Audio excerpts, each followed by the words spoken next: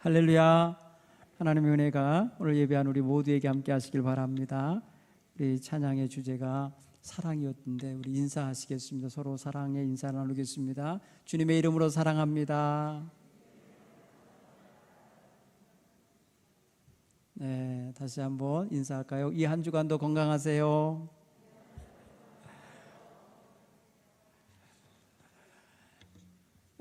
여러분 여러 가지로 힘든 때입니다. 이럴 때일수록 정말 서로를 위해서 기도해 주시는 그런 또 관심과 사랑을 보여주셔야 할 때라 믿습니다. 오늘 성경 본문의 말씀은 이웃의 문제 그리고 이웃 사랑의 문제를 가지고 우리를 가르치고 계신 귀한 말씀을 읽었습니다. 한번 여러분의 마음속에도 이 말씀을 이미 다 익히 알고 계시고 외우고까지 계실 텐데 이 이야기 속에서 여러분의 위치를 찾아 보시기 바랍니다. 요즘에 이제 봄철 농사를 이제 하셔야 될 농부들이 근심하는 몇 분들이 있어요. 몇몇 분들이 있는데 양봉 농업자들 그리고 과수 농업자들이 공통의 근심이 있는데 무엇 때문이냐면 꿀벌이 사라지고 있다는 것입니다. 꿀벌이 대거 죽었다는 것입니다. 우리나라 대충 추산한 게 77억 마리가 없어졌다. 우리 충청북도 과수 농가가 많은데 상당히 많은 벌통이 비었다. 우리 제천에도 그렇다. 이런 뉴스를 제가 인터넷 뉴스를 통해서 보면서 벌을 잃어버렸구나. 정말 유익한 곤충이 사라짐으로 인해서 이제 농부들의 일이 더 많아지겠구나. 여러분, 벌이 날아다니면서 꿀을 채취하는 과정에서 이루어 놓는 일이 수분하는 역할을 하는데 이쪽 꽃 저쪽 꽃에 꽃가루를 서로 교환시켜주는 역할을 합니다. 몸에 묻혀갖고 다니는 거예요. 의도한 건 아닌데 걔네들은 꿀 딸려 돌아다니는 거지만은 그 과정 속에서 과일이 맺혀지도록 만들어주는 역할을 해요. 중매자 역할을 하는 거죠. 근데 얘네들이 없어지면 농부들이 일일이 붓을 가지고 이 꽃 저 꽃을 건드려 줘야 된답니다. 이게 얼마나 더디고 힘든 일이고 인력이 많이 들겠어요. 그리고 사다리 타고 올라가서 나무들에 대한데 얼마나 또 위험하겠어요. 이런 일들이 빚어지는 거예요. 또 벌이 가져다 주는 꿀이 우리 인류에게 있어서 얼마나 원초적 단맛을 주는 것입니까? 아마 최고 단맛을 표현하려면 꿀맛 이러잖아요. 꿀이 그런 유익한 많은 영양분이 있는 그런 우리의 음식이요 또 섭취하면 좋을 그런 요소인데 거기에는 또 프로폴리스가 들어있어서 자연항생제가 있어요. 그 다음에 거기서 또 그 벌집에서 추출할 수 있는 밀랍이나 이런 것들 다 과학용품으로 잘 많이 사용해요. 의학용품으로. 벌독은 특히 또 여러분 아주 강력한 치료제로도 쓰이게 돼요. 그런 것을 생각하면 참 유익한 곤충이에요. 얘네들이 대거 없어진다는 것은 너무너무 아까운 일이고 속상한 일인 거예요. 무엇이 그렇게 하고 있나 보니까 기후변화에 인한 그런 원인도 있다고도 말하고요. 두 번째는 응애라고 하는 아주 작은 벌레 때문에 그렇다는 거예요. 응애, 아주 1, 2mm짜리밖에 안 되는 개가 벌집으로 들어와서 병균을 갖고 들어와서 거기를 퍼뜨려서 자기가 원해서 퍼뜨린 게 아니에요. 지도 살려고 들어온 건데 결국 결과적으로 모두를 다 죽여버리는 이런 일을 한다는 거예요. 여러분, 오늘 성경 말씀을 읽으면서 우리는 정말 있어서는 안 될 존재 강도들, 있으나 마나한 사람들, 지나가 버리는 제사장이나 레위인들, 꼭 있어야 할 사람, 강도 만난 자에게 꼭 필요한 사마리아인 같은 사람, 이런 세 종류의 사람을 읽게 되는데 꿀벌 같은 존재가 누굴까? 바로 선한 사마리아인 그의 모습이 아닌가? 오늘 우리는 우리 자신을 거기에 대입해서 어느 위치에 놓든지 한번 두어보십시오. 그리고 강도 만난 자의 입장에 대해서 한번 생각해 보십시오. 오늘 이웃의 개념을 누구 편에서 보느냐에 따라서 상당히 달라요. 예수님이 누구 편에서 이웃에 대하여 말씀하시는지를 우리는 봐야 돼요. 예수님의 눈으로, 예수님의 마음으로. 여러분, 오늘날 기독교인들이 샤이 크리스찬, 샤이, 부끄러워해요. 크리스찬인 걸 드러내기를 부끄러워해 갖고요, 숨어버려요. 어디 가서 드러내지를 않으려고 그래요. 그러면 당연히 영향력을, 그리스도인으로서의 영향력을 드러내놓고 끼칠 수가 없는 입장이에요. 점점 그리스도인이 사라져가요. 정말 주님의 백성, 주님의 제자다운 성도들이 점점 줄어들어요. 열심히 주님의 제자답게 하셨던 분들은 이제 늙어서 돌아가셔요. 중간층에 있는 사람들은 믿음이 희박해졌어요. 이제 다음 세대 되는 애들은 믿음을 안 받아요. 그러면 이 역사가 점점점 갈수록 어떻게 되겠어요? 유익함을 줘야 될, 너희는 세상의 소금이다, 너희는 세상의 빛이다 하는 그리스도인들이 사라지는 것이 되지 않겠어요? 마치 벌통이 몽땅 다 죽어서 빈 편통이 되듯이 이제 빈 교회들이 생겨나지 않겠어요? 오늘 우리는 심각한 위기 속에 있다라고 하는 걸 직감하는 걸 그런 면에서도 볼 수 있지 않을까. 저는 극단적으로 본지는 모르겠습니다만 여러분 한번 생각해 보세요. 여러분, 안티 그리스도인이 있습니다. 요즘에 그리스도인이라면 적으로 여기는 사람들이 있어요. 이들은 바로 벌통을 해치는 적과 같은 존재이죠. 그런가 하면 부끄러워하면서 그리스도인임을 드러내지 않으면서 세상 사람하고 섞여 지내면서 자기도 모르는 사이에 세상에 병균에 묻어 들어오는 사람들이 있어요. 샤이 그리스도인들이라 해서 점점 그리스도인화 되지 않고 세상화 되어가는 거예요. 세상의 것과 타협합니다. 세상의 것과 물이 들어버립니다. 그러면 그리스도인의 영향력이 줄어듭니다. 그러면서 점점점 그리스도인의 정신이 사라지게 되겠죠. 이런 형국에 있는 우리가 지금 빛된 삶을 살아야 된다고 하는 이러한 주님의 명령을 받고 있다 한때에 어떻게 살아야 될까? 무엇에 마음에 초점을 두어야 될까? 한번 생각해 볼 수 있기 바랍니다. 첫째, 여러분, 마음에 이런 생각해 봅시다. 성숙한 그리스도인이 되고 싶다.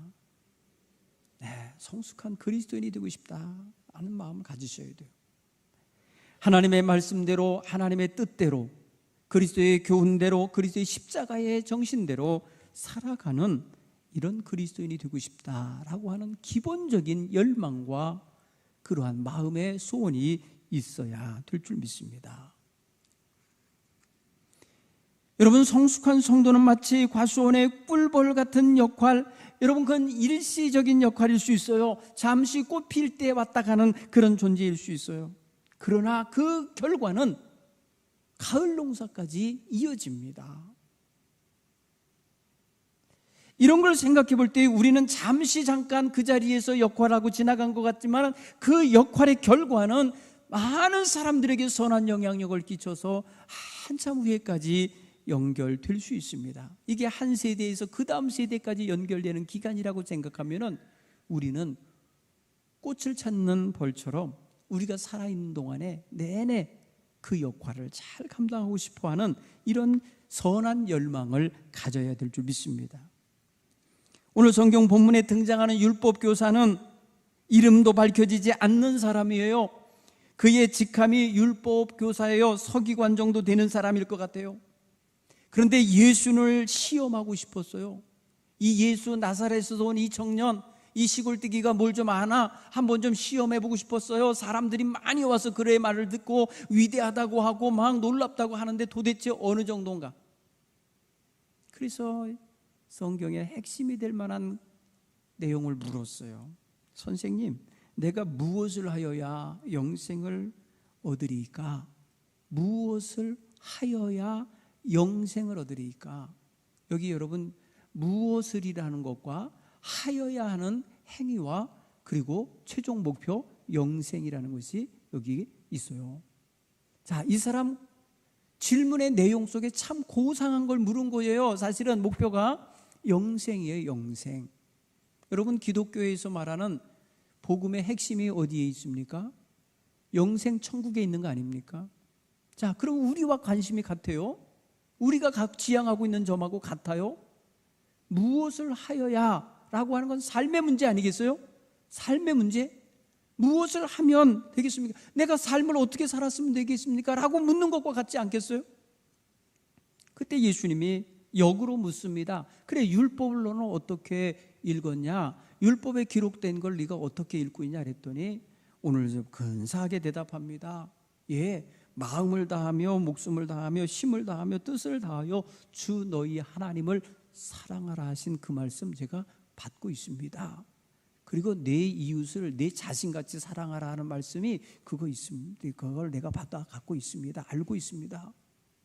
그때 예수님 칭찬해 줍니다. 그래, 네 대답이 옳도다. 그렇게 살아라.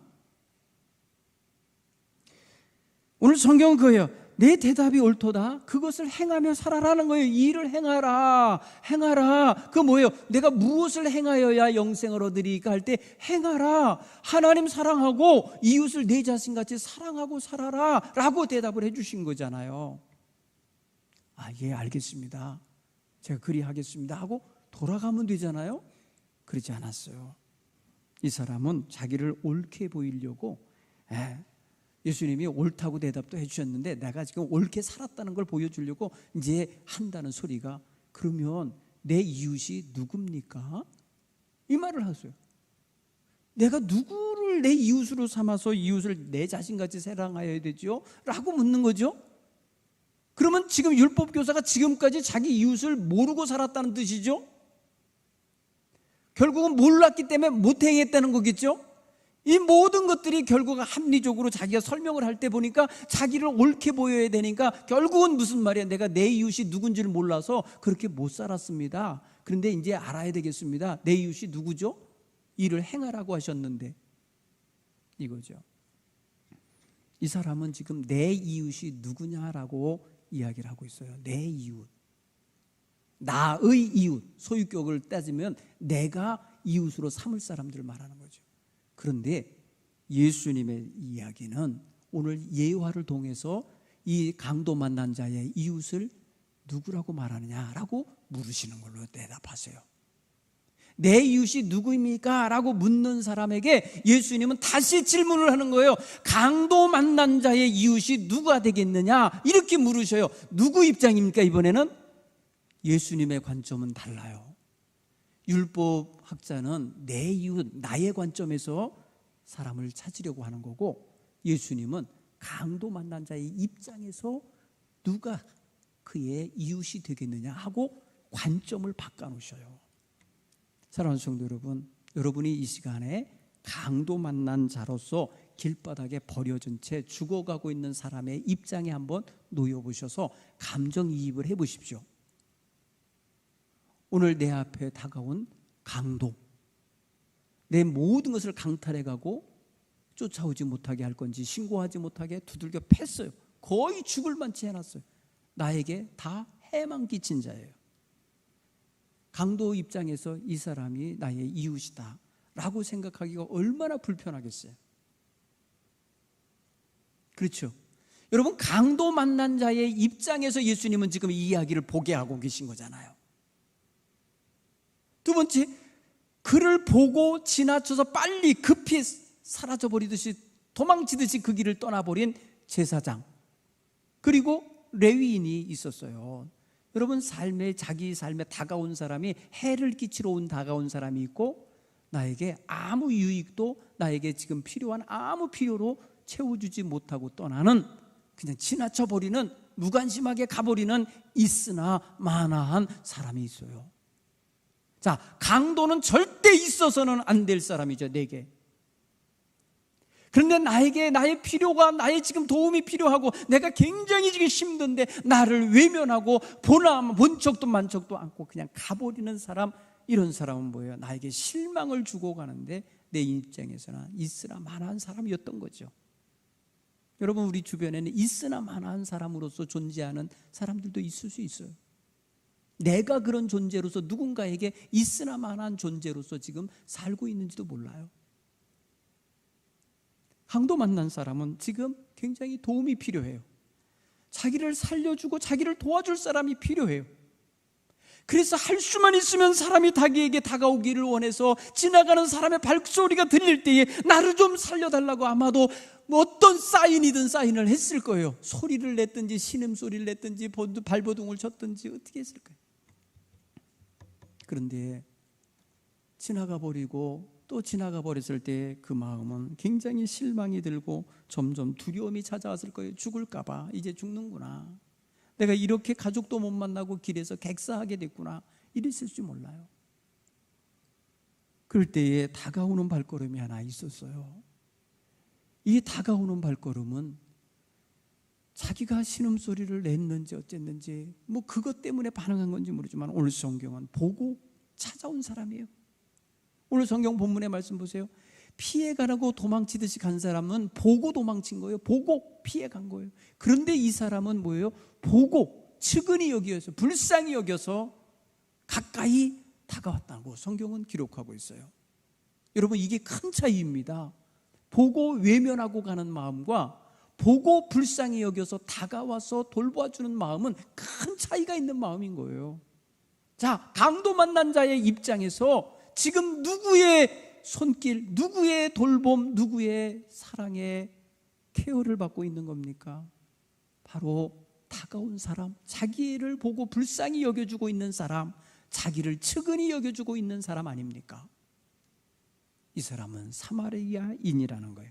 여러분, 오늘 이 사마리아인이라는 이름을 등장시킨 건 아마도 그 질문한 자가 율법교사이기 때문에 그런 말씀을 하셨을 수 있어요. 얼마든지 딴 사람으로 배치할 수도 있잖아요. 등장인물을.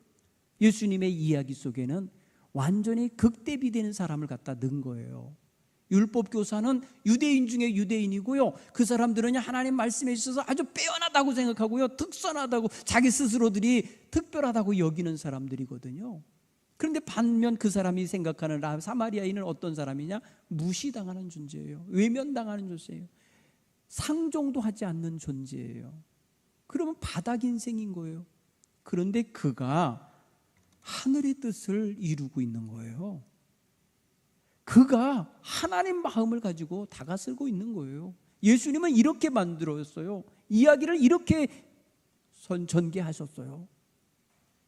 사랑하는 성도 여러분, 오늘 우리는 쓸데없는 존재로 취급당해서는 안 됩니다. 한번 따라서 해볼까요? 쓸데없으면 끝장난 거다. 끝장난 거예요.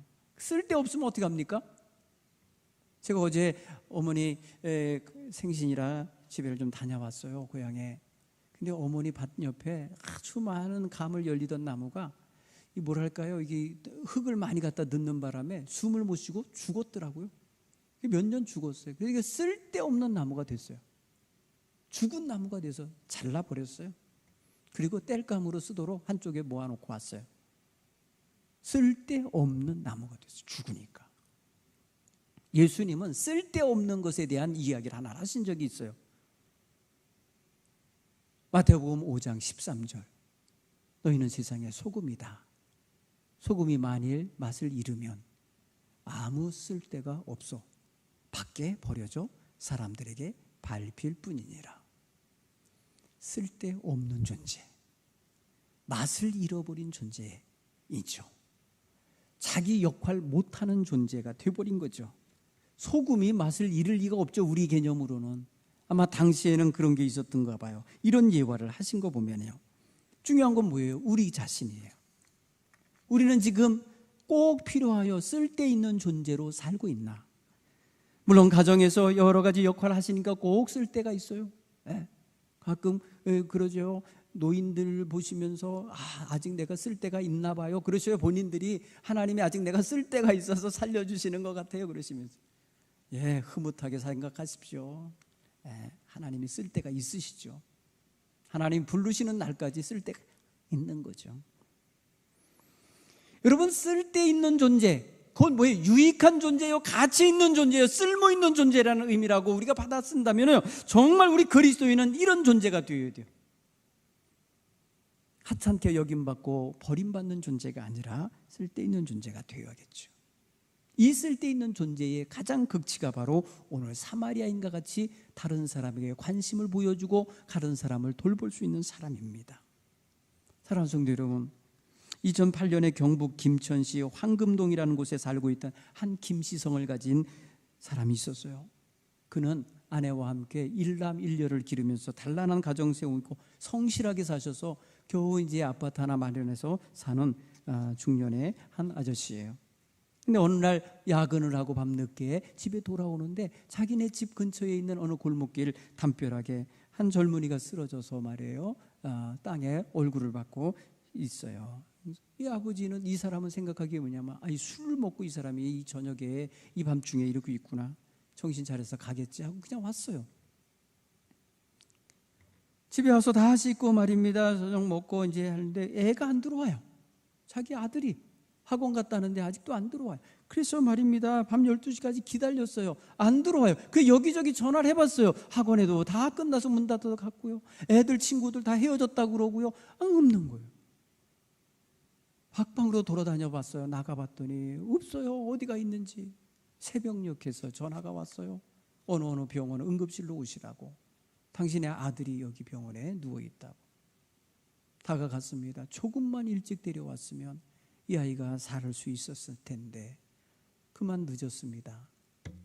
여러분, 그 아이가 바로 이 아저씨가 들어가면서 만났던 그 땅바닥에 얼굴 받고 쓰러져서 신음하던 젊은이였어요. 그게 자기 아들이에요.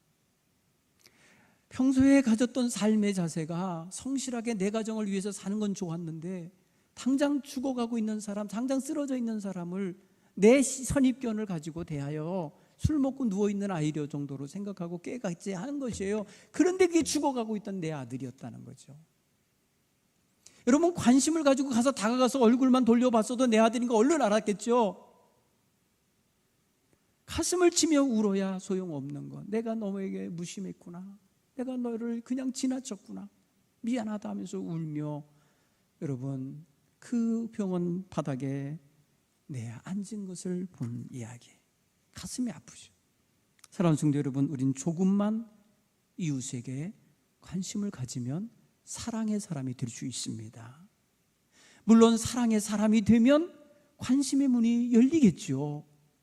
그런데 여러분 보세요. 우리의 삶 속에 내게 유익한 사람, 내게 꼭 도움을 주는 사람, 그래서 기브앤테이크할 수 있는 사람만 있어야 내 이웃이 된다면 여러분, 우리는 굉장히 많은 것을 잃어버리게 될 거예요. 너무 이기적인 사람인 거예요. 그러면 우리는 그리스도인입니다. 누군가를 보면 불쌍히 여길 줄 아는 마음이 있어야 돼요. 지금 여러분 저 우크라이나 사람들이 옆집 사는 사람 아니니까 이웃 아니라고 생각할 수 있어요. 그런데 우리의 도움이 필요한 사람들이에요. 불쌍히 여기는 마음, 가까이 다가가서 돌보고 싶은 마음, 내 것을 내어주면서 치유해 줄 수 있는 마음, 그리고 데리고 들어가서 밤새도록 간호해 줄 수 있는 마음, 떠나면서 그 치료비를 남겨주고 갈 수 있는 사람, 돌아오면서 더 들면 갚아주겠다고 하는 여유 있는 마음을 가진 사람, 여러분 이게 얼마나 큰 마음입니까? 이게 예수님 마음인 거예요. 우리는 이 사마리아인 속에서 이 사람을 등장시키면서 말씀하시고 있는 예수님의 뜻을 알아야 돼요. 그건 예수님 자신이에요. 예수님 자신이에요. 너도 이와 같이 가서 행하라. 결론이 그거예요. 네 생각에는 이 강도 만난 자의 이웃이 누가 되겠냐고 물으셨어요. 그때 그는 대답합니다.